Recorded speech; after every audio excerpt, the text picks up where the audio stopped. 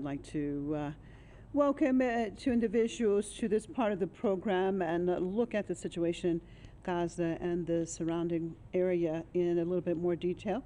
Robert Fantina, author and journalist out of Kitchener, Ontario, and Don DeBar, activist and commentator out of Ossining, New York. Thank you so much, both of you, for being with me. Robert, starting it off with you. Well, let's start off with the last story that I just read because it's quite unnerving. I mean, what is happening in these Western countries? So instead of empathy for the victims in Palestine, what we have is this increased hatred now towards people from the region against Palestinians or against Muslims in general. I mean, what is going on? And I want to know the role of the media in all of this, in your perspective. The media and the role in this, as the government continues to give unqualified support to the apartheid regime of Israel and talks only about Israeli victims and ignores those of the Palestinians, then this is the kind of thing that we're going to see. These kinds of hate crimes are going to continue to occur unless and until people recognize that the people in Gaza are suffering and have been suffering for 75 years, and perhaps even more acutely for the past 16, that they have been killed indiscriminately during that time. They have been deprived of basic human rights. The Israeli regime, with the complete complicity of the United States, has attempted to strip them of their dignity, something that they will never surrender. We're seeing this crime. This 6-year-old boy stabbed 26 times by this man is just it's on a par with Israeli savagery. It's the same kind of thing.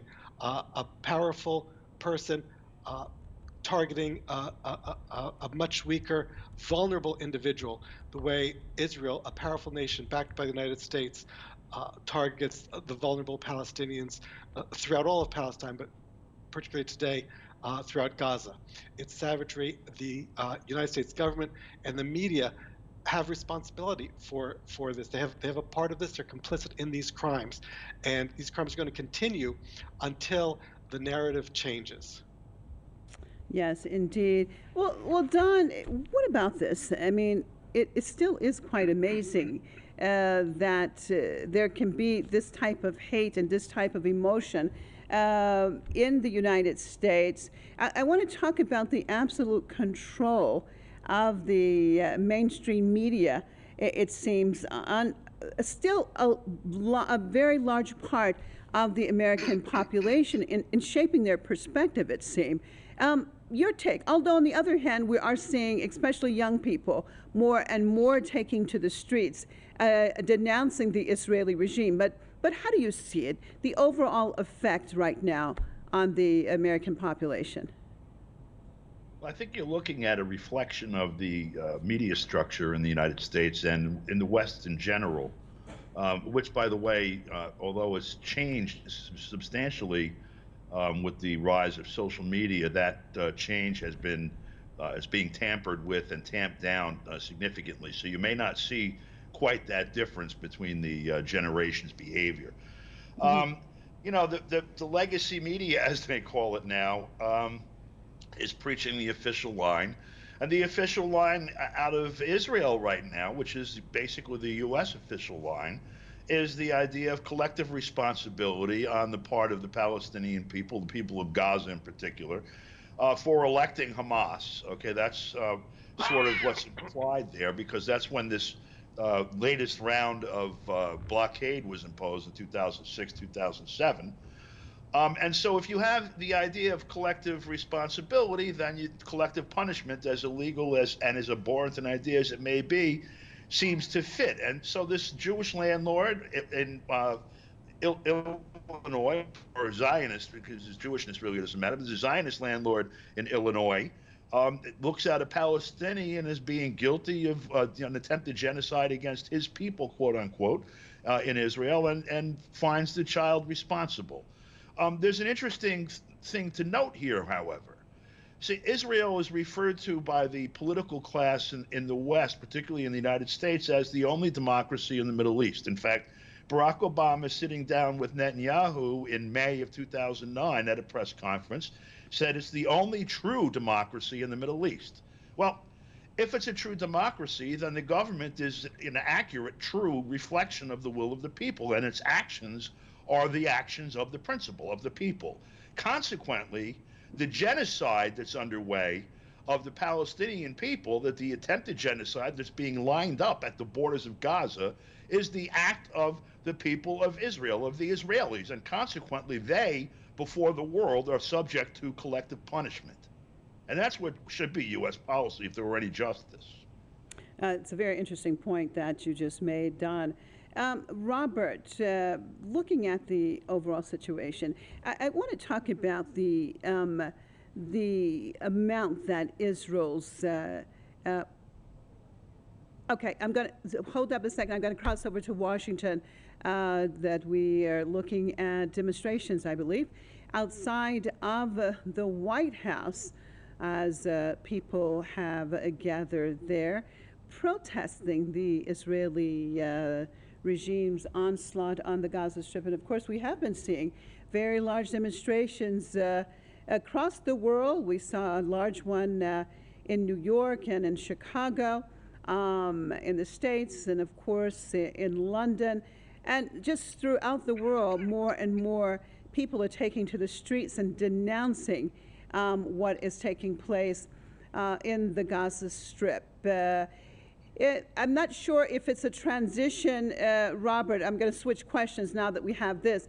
I'm not sure if it's a transition or not. Your perspective, do you think that we're seeing more activists on the ground, more of an awareness? Because we have seen demonstrations before during earlier wars with Gaza.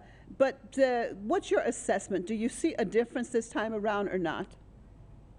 Yes, I see growing support for the Palestinian people and growing public support. In the United States, polls for the last few years at least have shown a shift, and the sympathy of the American public is now more with the Palestinians than with the Israelis. That is being shown in Congress to a limited degree, as when just a few years ago, no member of Congress would ever oppose Israel. Now there are members speaking out against Israel and speaking out in support of the Palestinian people. So we're seeing these demonstrations around the world. I participated in one several days ago in Vancouver, where I was visiting. It was very well attended. We're seeing young people, old people, people of all ages, people of all races and creeds. People are beginning to see more and more that Israel is not the victim. Israel is the perpetrator of horrendous crimes, crimes against humanity, violations of international law, the basic human rights of the people of Palestine on a daily basis. They're seeing the savagery of the Zionist entity. And we're seeing that's being manifest in the crowds that are gathering spontaneously throughout the world. We're seeing pictures of huge crowds in different cities around the world. There is a change, but that change has not yet filtered up to government officials. They still pay lip service to supporting, well, they don't pay lip service, they completely support the Israeli regime. But in time, it's going to, the will of the people is going to be manifest in their governments. Unfortunately, in the interim, before that happens, many more Palestinians are going to be killed and are going to suffer horrifically.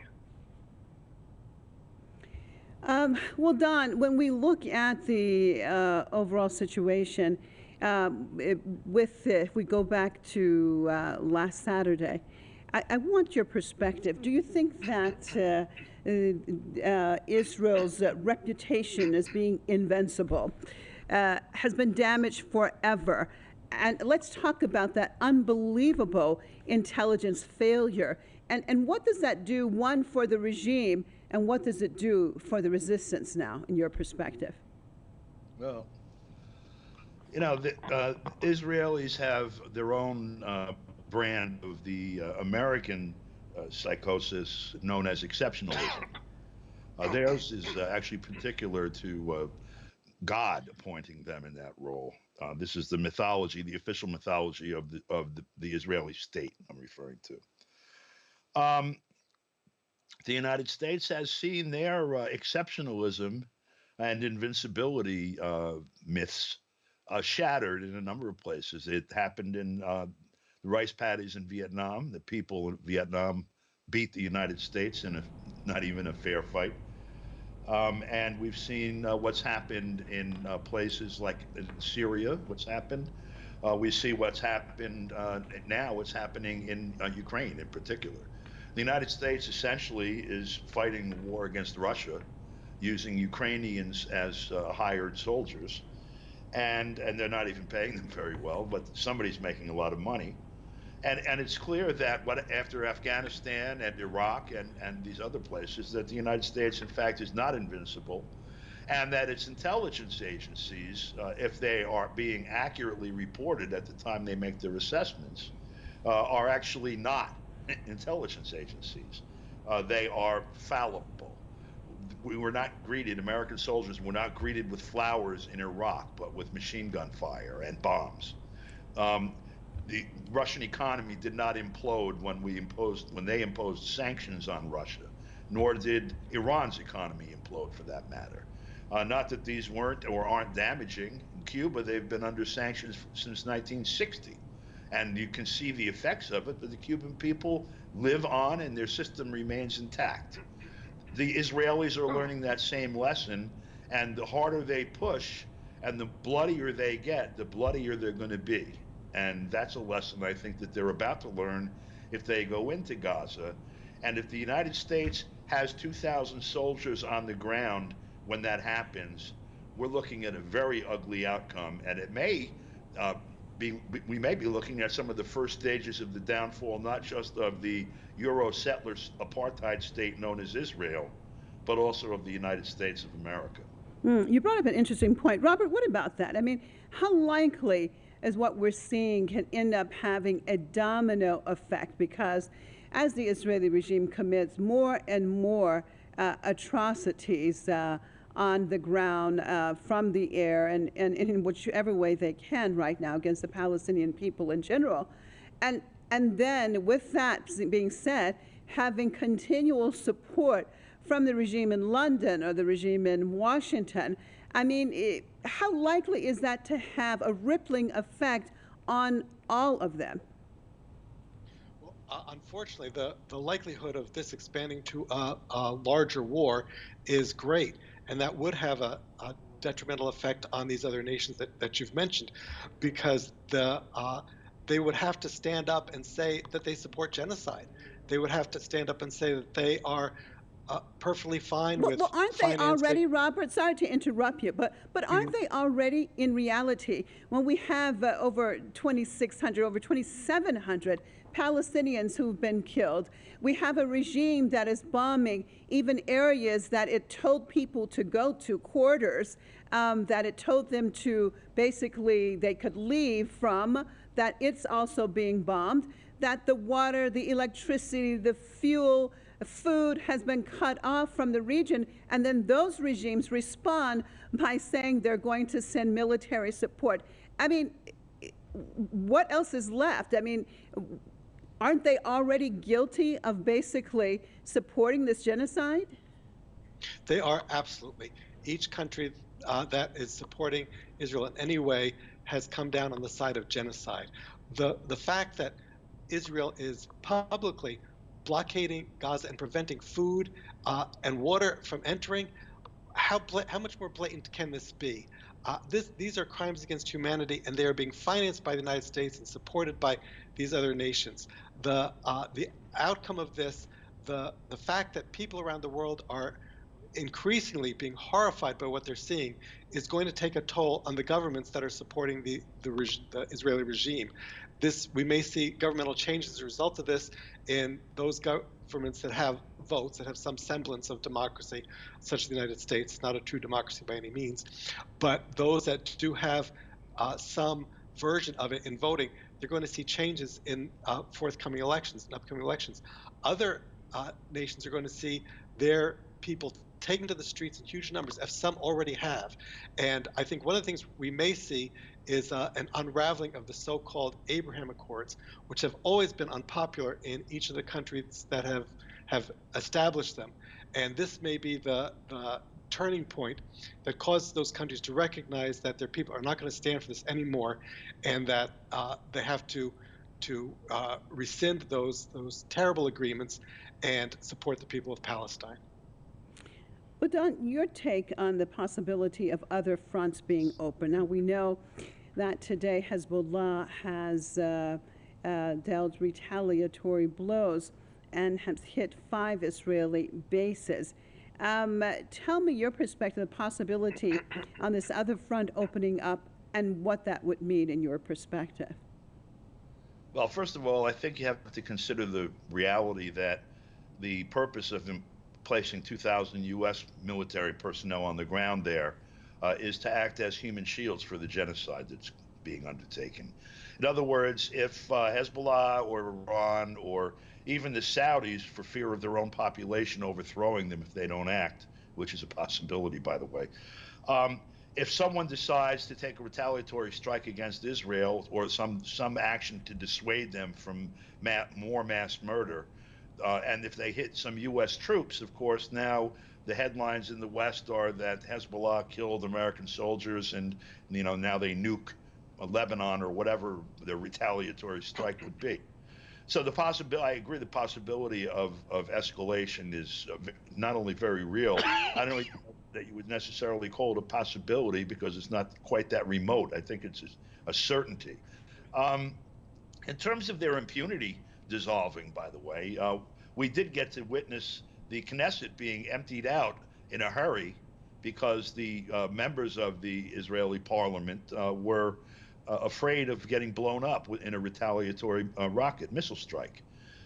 That sense of invulnerability, I think, has already been evaporated with this strike on the 7th. And I believe now that there's a state of siege, or a mindset of the state of siege among the population of the Israelis. I also know that certainly, obviously, that's being used to manipulate public opinion. We have to keep in mind at the bottom of all of this is Netanyahu's status as PM or not, because the moment he loses his seat as prime minister, he is liable to criminal prosecution, and it means he's going to go to prison almost immediately. I think he is willing to pull the temple down on everyone in order to avoid spending the short rest of his life in prison. And I think we have to understand that aspect of it too, as we advise or suggest ideas on how to cope with this whole situation. But the one thing that I have my eye on is the example of Zimul Ziegelboim, who was a Polish government in exile official who witnessed the crushing of the Warsaw Ghetto uprising, the historical antecedent to this, obviously. A lesson, obviously, that the Israeli Jews have forgotten, apparently. And what he did, witnessing the inaction of the world on allowing the 400,000 Jews in Warsaw to essentially be murdered in that crushing of that uprising, he committed suicide. He couldn't live with the shame of belonging to the species that would allow that to happen. And now we are all in his position. Yes, indeed.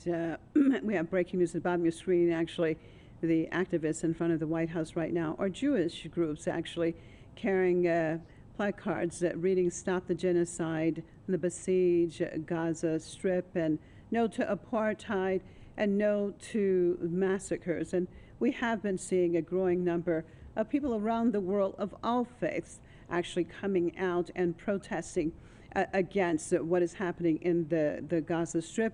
And as I mentioned earlier, there have been some pushback by certain governments, Western governments, for people who are actually taking a stance in support of Palestine. Robert, I mean, there are many people around the world and watching rolling coverage from whichever media, and they feel helpless, to be honest. What would you say, as an individual living wherever, what should each individual do right now when watching this genocide take place in front of their eyes? We must each make our voices heard in whatever way that is. If for journalists, we have to be writing about it all the time.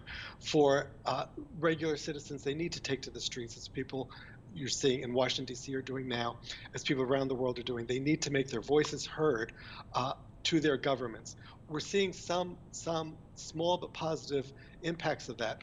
In Canada, on October 7th, Justin Trudeau came out, I'll say the horror of the Hamas and these savages, et cetera, et cetera, et cetera. But in the last couple of days, because of all the pushback he's been getting from the people in Canada, he's been saying, talking about there needs to be restraint on both sides, civilians need to be respected, and so on. These are things he was not saying initially. He was simply condemning the Palestinians and praising and supporting the Israelis with no nuance whatsoever. But because there's been so much information on social media, so much pushback towards him, so social media, to the degree that it can still be useful. Facebook less so in Canada because there's a new ruling that news can't be shared on Facebook, but Twitter and other mediums, and also contacting these people directly, contacting government leaders and letting them know that we are not in support of their support of Israel, that we are on the side of the Palestinians. We are on the side of the victims, not the perpetrators. Our voices must be heard in whatever way we can make them heard, whether that's in the streets, at the ballot boxes, on social media, whatever it may be. Well, Don, as I said earlier, we've seen the reaction from the United States, from the UK, and some other Western countries. I mean, there would be individuals asking, where's the United Nations in all of this? And what would you say? Well, first you have the UN Charter, of course, and so what's happening now is illegal, by every measure under the UN Charter. The Security Council has not authorized anything. There are many outstanding Security Council resolutions which the Israeli government is in blatant violation of, including occupying the territory of other nation states that are members of the United Nations, specifically Golan Heights, for example. The United States runs interference for Israel and for these illegal actions taken by Israel and the United States with its veto power. Sometimes it delegates that to the UK or France, who also have veto power in the Security Council. In the General Assembly, from time to time, there are resolutions that are voted upon calling on Israel to comply with various Security Council resolutions, to move out of occupation in some places, to act as a proper legal occupier, if such a thing can be conceived to normal people, in other cases. But the enforcement of that rests in the hands of the Security Council, and the veto power rests in the hands of the 5 permanent members, with the United States, the UK, and France backing up Israel in every action that they've taken. China and Russia have taken more even-handed approaches,